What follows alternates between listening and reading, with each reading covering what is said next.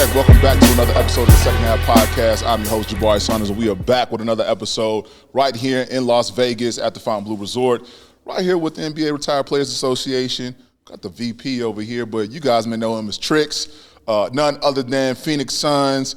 How many times you been in the league?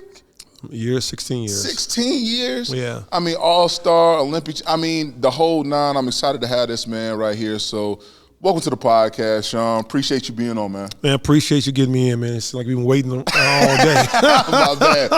Hey, you know I got backed up. That's just what it is. But man, you know it's been a busy morning, man. You know it's been a great really morning though. Yes. A lot of legends here, man. This is what it's about, man. Yes, sir. Yes, sir. Yeah. So let's start the journey from a little while ago. Where you from originally?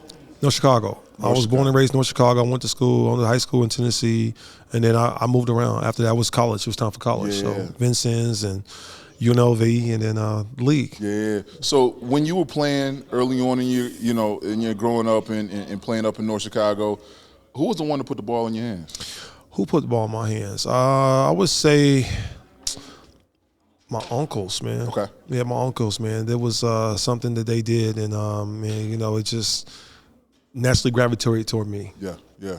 It's always good to have family to be able to position you in the right and kind of motivate you. Man, hell yeah.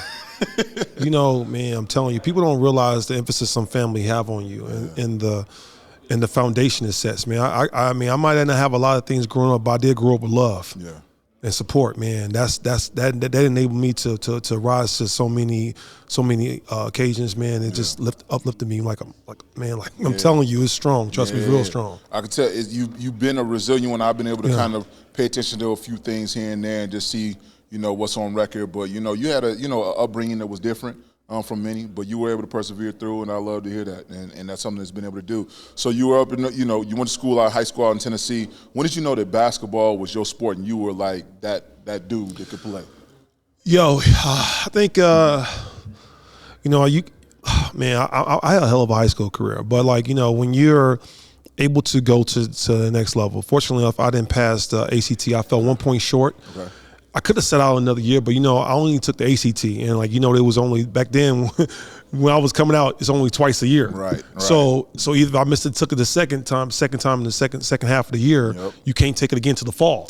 So I'm like, yo, if I don't want to sit around here. There's too much going on in the streets and a little bit too much stuff, chaotic, man. If I don't go to school now, man, I probably won't go. I was easily leaning towards a different route. Yep. So I decided to go a junior college route. And when I tell you it was one of the best things I've ever done, I would do it all over again. Really? I would. I just got inducted into the Junior College Hall of Fame a few weeks ago. That's awesome. I feel like I've been inducted in like 5 times. I was say you got a few of them in the Raptors. I feel like no. Listen. I swear I looked at my. I was going through my vault and I was looking at some stuff. I was like, I got a ring for 2000. 2002 Hall of Fame, 2006. Something like I feel like but I went into. We did a ceremony a few weeks ago in Charlotte, which was dope, man. Got a jacket and all, and it was a great event. But no, man, I think junior college route it was amazing, man. Yeah. I tell you something. It set me up for the future, man, and it got me prepared for the next stage of my life, and it was amazing. What's that transition like? Like you said, junior college to help prepare you for the next stage. Mm-hmm. You end up going to UNLV, running Rebels.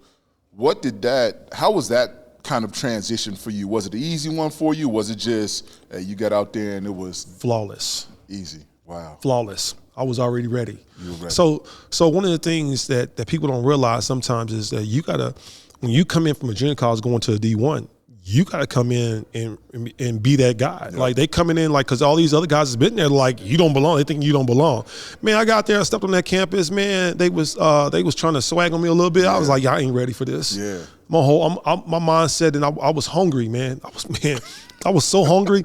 I was spending summers with Twan and doing the summer league in Chicago, UIC, and all that stuff. And doing going back to working the Jordan camp, doing the summers and JUCO and all that other stuff in the city. And we were just, man, I was geared. I was ready. I was ready. I was ready to come out of junior college. Jerry Krause and all those guys come to Washington play in junior college. I was like, no, I wanted to experience D1 at least 1 year before I decided to go pro. But they was coming to look at me. My coach came and told me, man, you got scouts to hit game, Shawn. Yeah. He didn't want to tell me at first. first. Of course. So he kept it away from me. He was like, Shawn, I've had 10 to 15 scouts here at the games. I ain't told you about it because I ain't want you to start thinking about that versus, saying you doing what you're doing for us. Right. And just change the course and stuff. But I was like, Coach, I'm here. I'm going to graduate from here. You know what I'm saying? I came here I'm going to do 2 years here, and I want to get better. I didn't feel like I was ready to go then anyway. Yeah. So, it's a lot of things. I tell people a lot of times about the transition from junior college to D1. If you don't go in there with a mindset of you hungry and you want to go out there and you still got, because you got to go prove yourself to them. Absolutely. If you don't go with that mindset that you're going to go in there and take over and try to, whether you be the man or don't be the man, but let you know that you're here to stay and put that work ethic in, they're going to eat you up. Suck you out. That's like true. it's like these days though, kids are, if they feel any kind of challenge or threat, they're leaving. They want to leave away. They leave. They're going. It's not they want to leave. They're going. They're going. They're going in that portal and they're gone. They're not even staying with it. So back in the day, you had to tough that out. Yeah. That's true. You had to tough it out. Yeah, it wasn't no just leaving school and just because you didn't like the coach or he benched you one game. No, dude. It's a different breed now. Yeah. Different breed now. No, you spitting facts. I mean, this whole generation, they don't, I love the game. Yes. I'm not taking away from the athleticism because they're way more advanced. They're athletic early on. They know more, they have more knowledge of the game. I still think that there's some, details into it that they still need to build on, like their basketball IQ. And fundamentals, baby. The skill set. They can go out there and play, you roll the ball out, but when it comes to actually paying attention and pace of the game and the details and the fun, that's where that's where the basketball IQ kick in. Yep. So it's easy to go out there and just play ball and just play for the hell of it and go through the motion stuff. But when somebody try to kick you and put you in position and tell you why this is going to work, or better yet, to repetitively do something consistently over and over again because it's working and don't change because, you want to show somebody else you can do something else. Yep. It's a big difference. It's a big difference. Yep, absolutely. Something you spoke on that I have to hit on because I think, Chicago basketball in itself is bar none, nobody greater than that. Especially in those summer times. You said you were coming back home, you're playing with Twan, you're playing with Bobby, you're playing with all the Chicago greats and all the legends that would come back and play in the summertime. Talk to me about what those Grover runs were like, those MJ setting up shop. Like, let's talk about that. Listen, man, I'm gonna tell you like this, man. It was special. Yeah. I got a chance to, play at UIC, man, hot box, man. Standing room only in there. When I tell you, one summer it was because me and Bobby played on the team for the most part for the majority of the time I was there. Then Leon Smith was on my team. I played with I never played on the same team with Twan. We always played against Twan. Oh wow! Okay. We always because Twan won his own team. Of course. So me, Mac, Mike Irvin, rest in peace, Mr. Irv, man. We all played on the same team, and you talking about a run. Oh my God, man! It wasn't nothing like it, man. I tell you what, man. I literally my rookie season. I tell you this: once I got to the league, my rookie season, my rookie summer, I literally made sure that I got back and played every game. So I was working out in the summers in LA and stuff, but I was flying, catching red eyes back to make sure I made that run. You made that run, dude. It was that important to me, and I tell you, and I wish it never left there. That was one of the best places to go. I used to have my grandparents come down there, just because a lot of times, being in the West Coast, man, a lot of times my family don't see me play as much because I only came to Chicago once a year. You know what I'm saying? They come to Chicago and Milwaukee because it's close. Right. But sometimes some of them make the ride to Indiana, but it was very, very seldom. But yeah, I think it was a time when everybody get to see me play up close in person when I made it. You know what I'm saying? All the time, man. They saw the foundations of the variance. My family whenever I was doing anything, everybody was there. They was there, and that's the support system I had. And I still have. Yeah, absolutely. I still have. I love hearing that. Yeah, I still have. 9th pick NBA draft. UNLV's over with. You saying, hey, it's time to go. You get that phone call. What was that like? Because you in the green room at that point. So look, man, the crazy thing about that though, the biggest reason I couldn't go higher is because I went to UNLV. People don't realize that what school you go to does play a part in you getting drafted though. Those blue schools is for real. They're the ones. Duke, North Carolina, Kentucky, man. Listen, You can go to those schools and you put up a certain amount of numbers, dude. You're guaranteed to go lottery, dude. Or if you're a somewhat decent a player, you're gonna go lottery, dude. Like it's just that crazy. Or first round, you know what I'm saying? Anything. So I looked at the All-Star this year. How many Kentucky players in the All-Star representing the All-Star weekend this past year in the NBA? It was a lot so when I sit there and say that, there is some truth to it. Now every player that came out of Kentucky wasn't an All-Star. Right. You know what I'm saying? But with that being said, though, I mean they've made it to the league. And majority of them have had decent careers. Long contracts, longevity. So them blue schools, it's something serious. but going to UNLV playing, so West Coast teams only saw me play at midnight, which most people ain't staying up late. So that was one of the things that, because I think that year, my year coming out, Chicago Bulls had the #1 pick that year. They chose Elton Brand, Duke player. Well, she was player of the year and stuff. But like, it's crazy how these things you don't think about them back in the day, but you think about them now when you're able to see how things unravel and how relationships are built and how the system works. How it works. Come on, let's keep it clean. You know what I'm saying? Keep it 100. You know, most of the time people don't want to be candid and honest about the situation. But I'm very direct and candid about that. I had to tell a friend of mine. I was like, yo, dude, it's gonna be a big difference if you're not going to Kentucky or Duke, or if you got opportunity to go to those schools, whether who coaching or not. You know what I'm saying? It doesn't. Put your name in it. It still has a history there that it will enable you probably to go lottery or go first round. Like, guarantee you a pick. If you go up there and put up 15 points a game at Kentucky, Duke, or North Carolina, you're probably gonna go in the first round. You know, it just is what it is. That's true. You know, no, I didn't mean to cut you off. Go ahead. No, you good. Yeah. I was gonna say, did you have a hit list knowing that you had 8 other people in front of you that happened to go, or were you just like you knew you were So going I knew at 9? I wasn't going past 9, man. I knew I wasn't going past 9. I worked out for every team. I worked out for 5 teams. I think all the teams I felt like that I felt like I could fit in and go to, and I did pretty well at all the workouts. You know what I'm saying? The one I killed Phoenix though, but Phoenix I made sure every top small forward that's supposed to be in front of me was there. Remember Jonathan Bender was in that draft. Jonathan Bender, Bobby Laser, James Posey, who all the small forwards, Jermaine Jones, all of my guys, because but I kicked everybody ass. I love you guys to death, but it wasn't even no doubt, no question. It wasn't happening. It wasn't happening. It wasn't happening. No, I love it. No. So, Suns, you spent several years in the league. What was your biggest accomplishment for you that you value the most while you were in the NBA during that time? In Phoenix or just a period? NBA? In period. You know what, man? You know, I did what I set out to do. So one of the things people don't realize, we all have personal goals. Well, I would hope. But if you don't, you know, we have things we strive for. Yep. So one of the biggest things I told myself when I came in, I told this to my agent. My agent asked me the same question. I said, "What do you want to do?"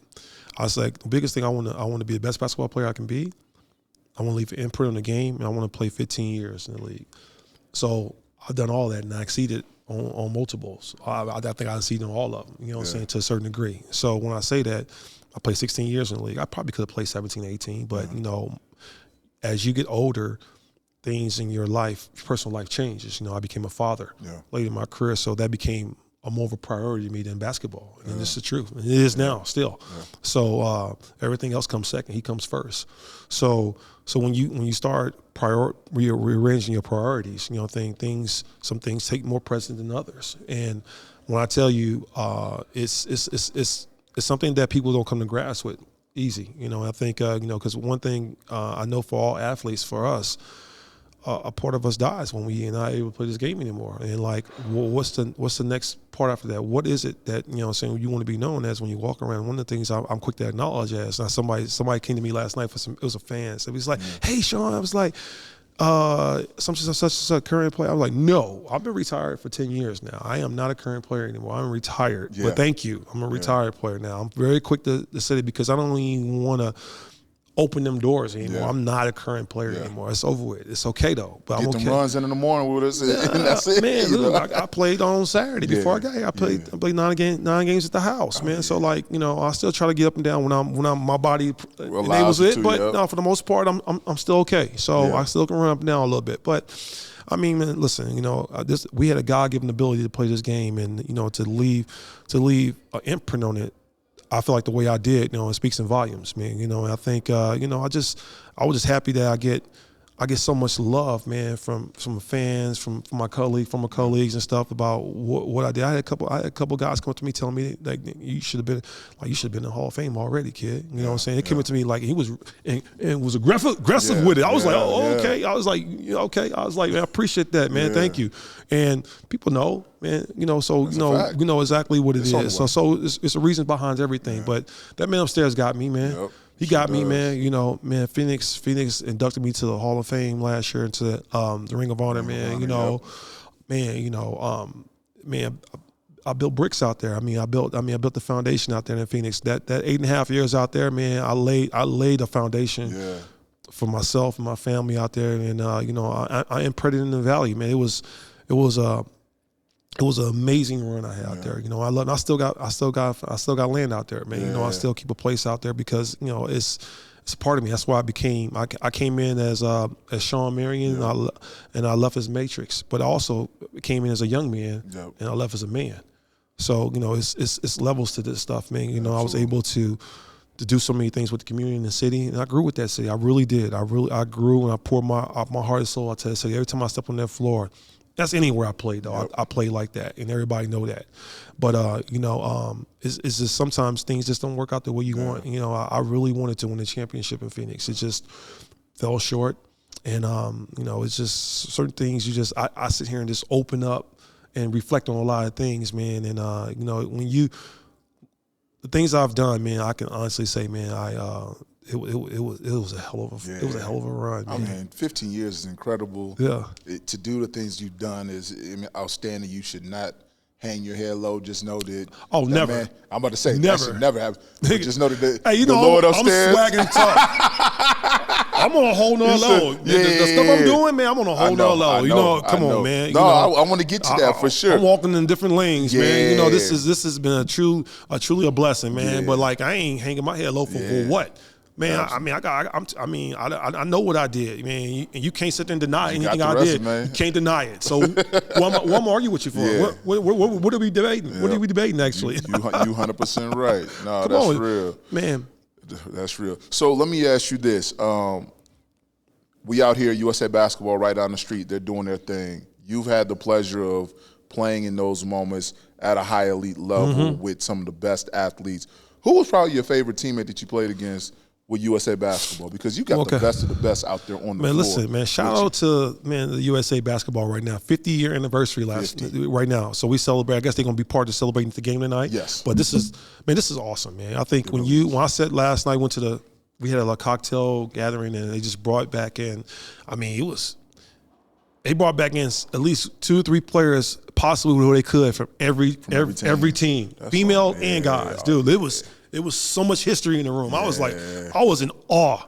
I'm seriously, man. I listen, man. These guys that paved the way for me. I'm one of the youngest guys here. You know what I'm saying? In the crew, there's some other younger guys here, but these older guys, they paved the way for us, man. And we gotta give these guys their flowers, man. And I salute them. I appreciate them. And I'm telling you, when I see them, I tell them thank you on a regular basis. Thank you, OGs.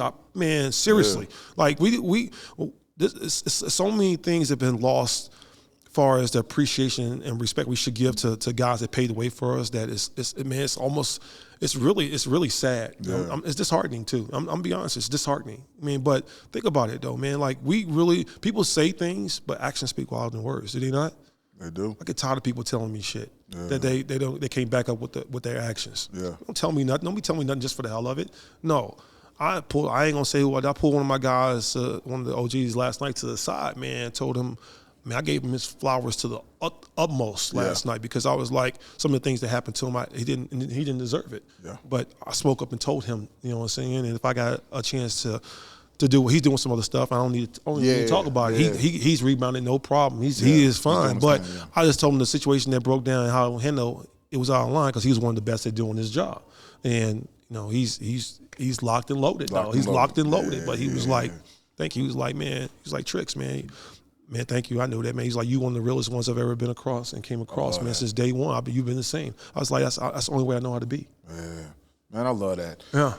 That right there shows the type of human you are, the person you are, but also just about this fraternity of basketball, of what it does. Whether you play at any level, it's just a nice camaraderie of people that just knows how to persevere and put in the work and get their head out and just get it, get your hard hat and get to work. And you're definitely one of those people. So let me ask you this. 15 years, there comes that day, you close the locker for the last time, you take the shoes off. Where do you then transition to? How did you do it? Where was your mental at during that time? Okay, so the crazy part about this, I was already gearing towards the life after basketball. Yeah, okay. But hold on. So I'm going to rewind a little bit because you're saying my last year was in Cleveland. We went to the finals. We lost. But I was with one of my boys, and it was some other former players, and Rip was there, Rip and some other guys. We went to a seminar in New York. And I'm going to shout out to you, Rip. That's my guy. So Rip said something in the meeting that is, like I said earlier in the statement, he was like, when you're done playing, a part of you dies, which is true. So like now you got to try to find a way to reinvent yourself, to find something that you actually, and it's hard to find something that you actually love as much as you love basketball or any sport that you play, which is so true. And right now, I think my love first is my son. But have I found anything I love as much as I love basketball? Tequila? Tequila.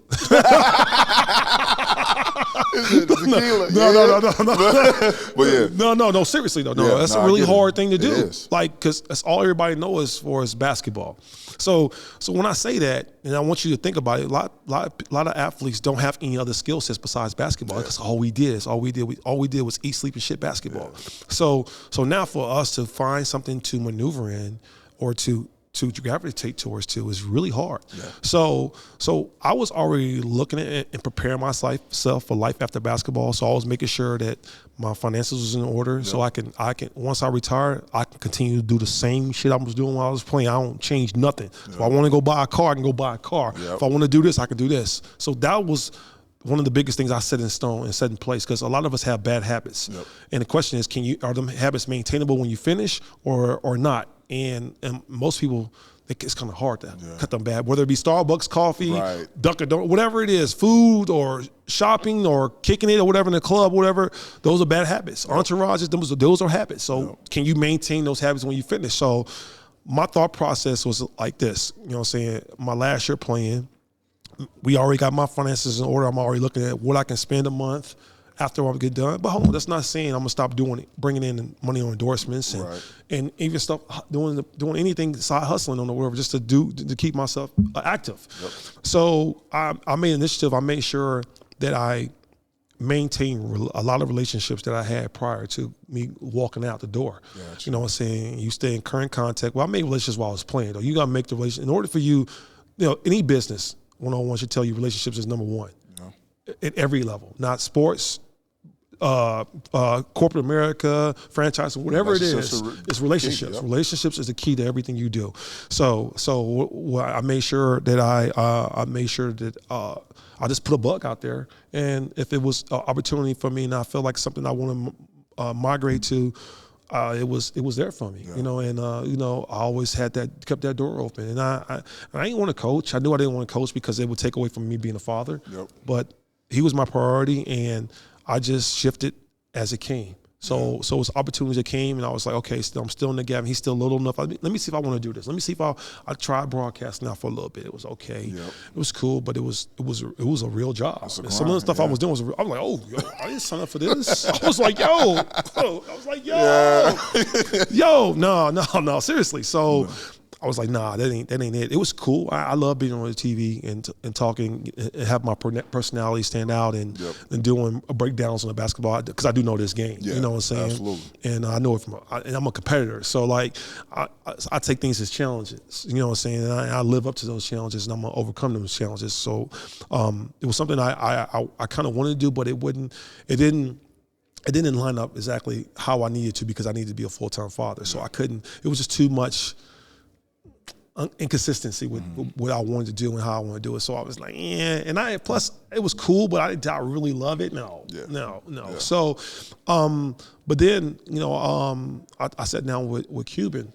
Cuban said, he said, Trix, what do you want to do? I was like, he's like, do you want to coach? I was like, no, I don't want to coach. I don't want to be here every day. I don't want to do that. You want to scout? Yeah. And I was like, nah. I was like, you know what? I wouldn't mind.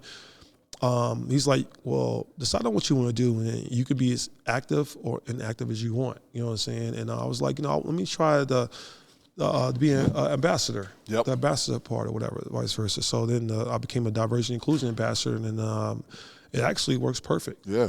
And it just free flowing, is simple, and I love it actually. That's awesome. You know what I'm saying? And it just that's what it is, man. Cuban. That's a big shot. So, was he a mentor for you, or you know what? He did at times. At times, if it's something I feel like I wanted to, especially business ways, since he's such a business guru, I definitely asked him some questions, and he gave me his input on certain things.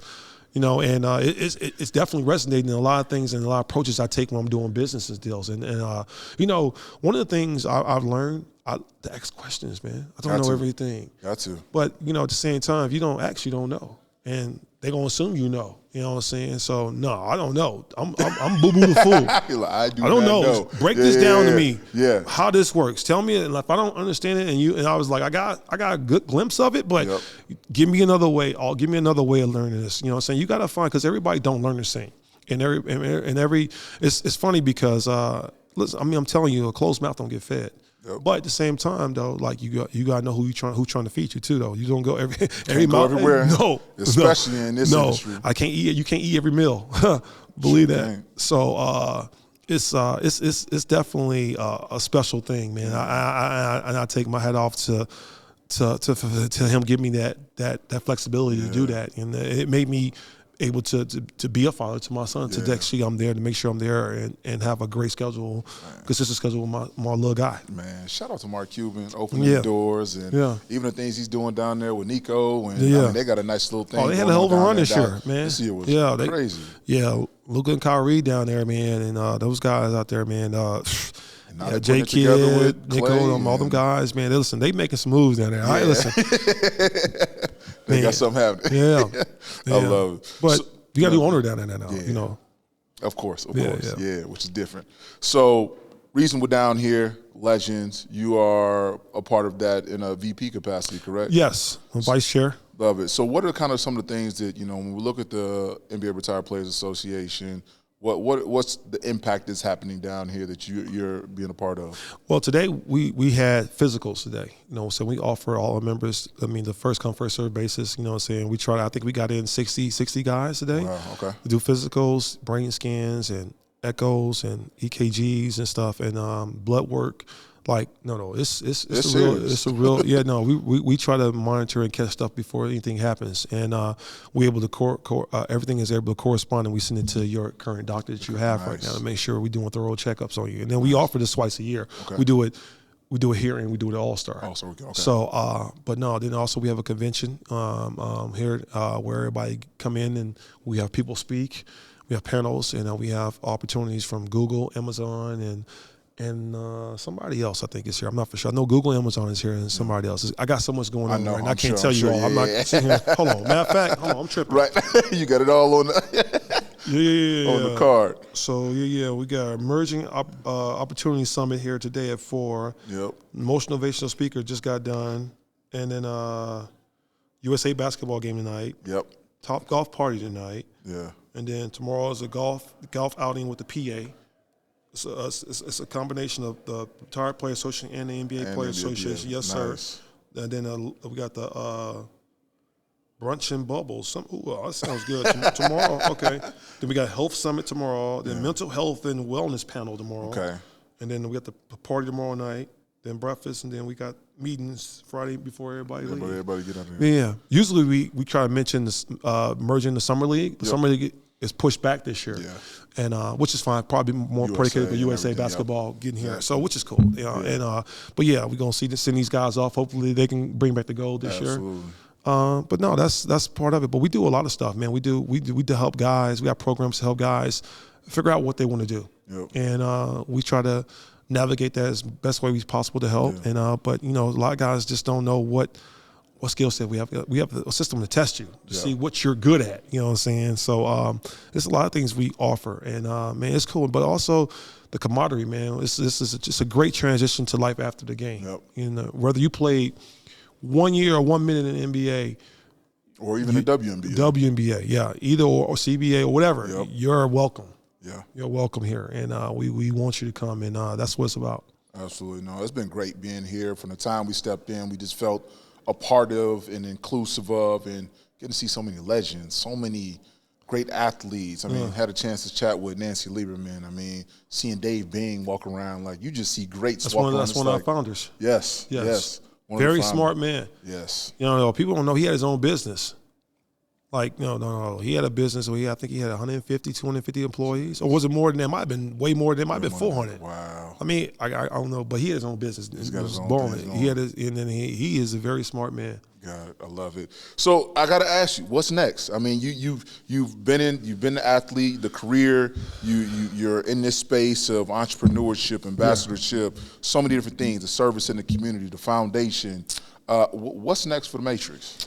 I'm working on something right now, but I'm not even going to talk about it because I want to follow through with it, make sure everything is in line first. But I mean, right now I'm active owner of the Breakers. You know what I'm saying? We just got a new head coach out there, and then it's New Zealand Breakers, a basketball team in NBL, and then Club Necaxa, soccer team in Mexico. Oh, wow. Okay. And then pickleball, DC pickleball team. Oh, nice. You in pickleball too? Mm-hmm. Oh, yeah. Pickleball is that new wave that. I mean, listen, one of the things people don't realize about when you're when you're owner of franchises and stuff like that, you don't get dividend checks doing it while you're owner. You know what I'm saying? You don't see the proceeds until you sell a team. So you sell it. So it's like I gotta grow this thing. You gotta grow a few things. You gotta grow. You don't get it till you sell it. Yeah. It's like buying a boat. The first day you buy it, you love it, and then you don't love it until the next day you sell it. That's when you love it again. That's funny. Buying and selling it. But no, it's great though, man.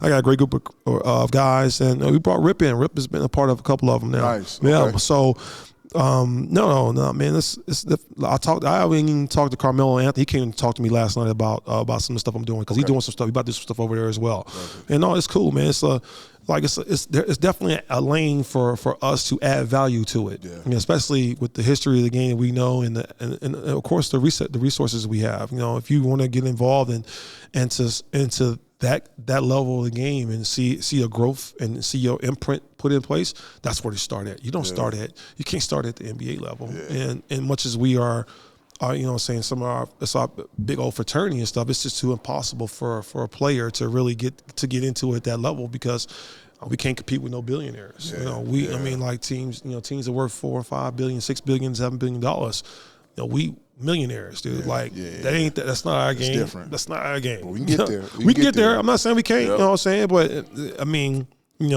for one person to just scratch it is cool, but it's hard. Most people don't realize the magnitude what it takes to be an owner at that level, though. Yeah. Most who the hell out here got $5 or $6 million they can just put away and just write a check for and buy a team? Nobody can. That's why most teams are bought by partners and by people buy shares. I can't write that check. There ain't many people in this world that can write that check. The Bezos and all them, they're the only ones that can own teams outright. People who are worth $100 million. People who want, outright. I mean, not having, saying only liquid cash. 33% of the team or 51% of the team. Like, Philly just write a check, and it's kind of hard to do that.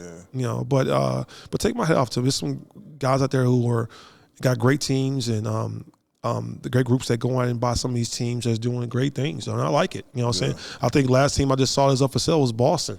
Really? I think so. I'm not for sure. I think it is. Ain't it? Is it up for sale? It is. Yeah, it's up for sale. Like they just signed. They just signed almost. They got look, everybody in their starting five making over $30 million. Say, they got. I mean, it's like $1 billion worth of contracts in them there. I guess I'll be selling the team too.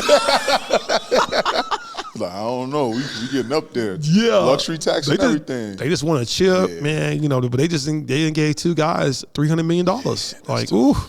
Nigga, everybody else is 100 and something million. I'm like, oh my God. I'm like, yo, who started 5 is making $30 million a year. Yeah. Oh man. I wish I could turn back the hands of time. Oh my God. It'd be a lot different. Oh my God.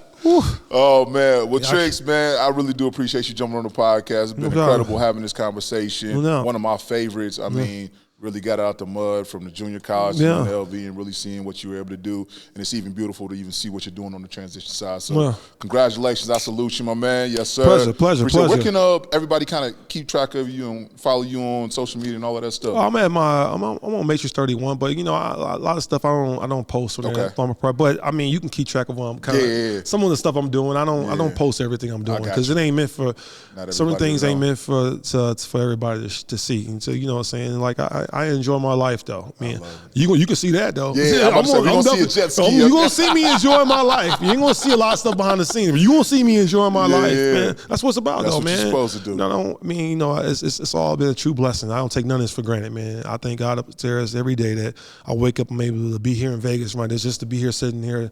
It's a blessing, man. I don't take none of this for granted. Trust me, man. This is something, you know, that I truly strive for. I worked hard for, and then I'm grateful for it to this day. Yes, I don't take none of this for granted. Man, I love that. Man, appreciate you. No doubt. Again, thank you for tuning into the second half.